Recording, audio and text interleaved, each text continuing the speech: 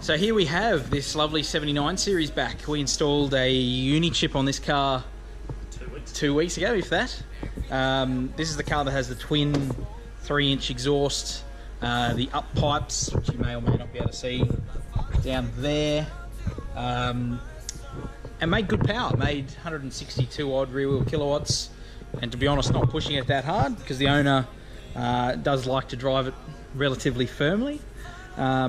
And his feedback was basically, mate, absolutely love it, but he is exceptionally power hungry. So we said, all right, no worries.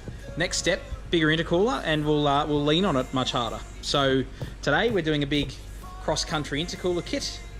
We're going to fit that up, we're going to put it back on the dyno and see how many more ponies we can unleash. All right, let's have a look at the old versus the new. So this is the old intercooler here, standard 79 series affair, very light. Look, it's still a decent thickness, but this is the new one.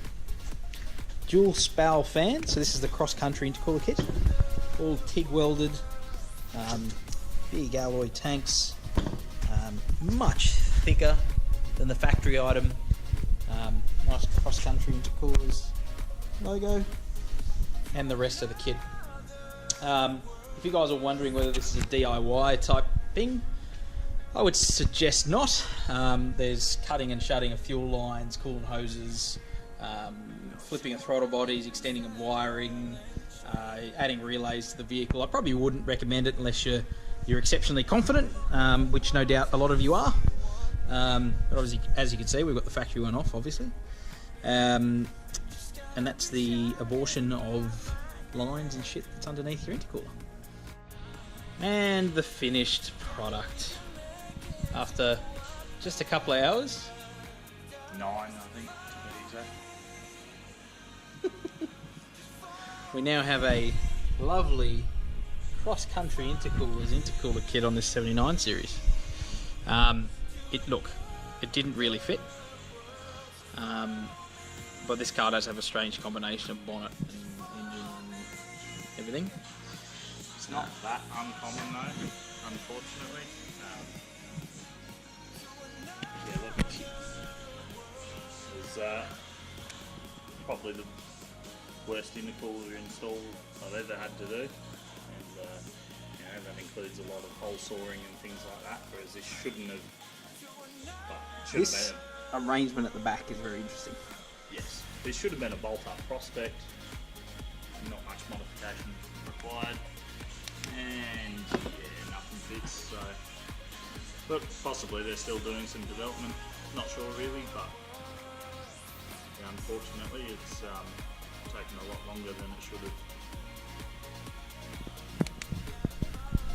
I'm just going to get these spowl fans wired into the UniChip because we're going to control them via coolant temp.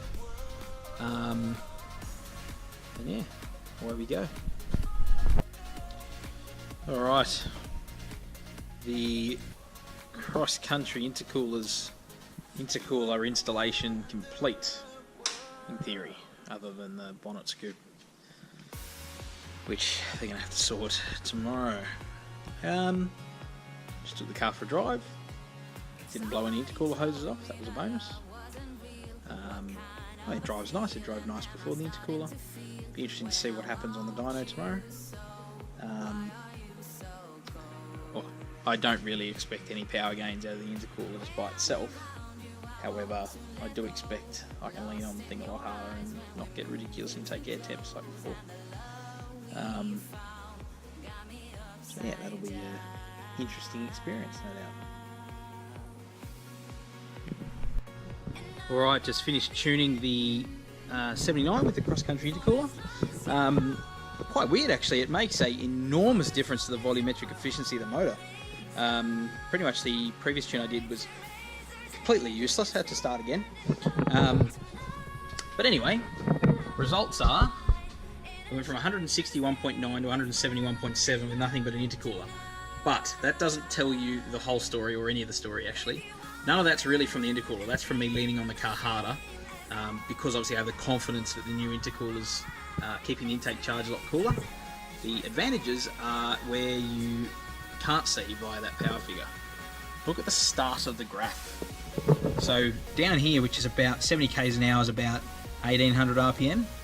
We've gone from about 425 to almost 600 newton meters of torque at 1800 RPM.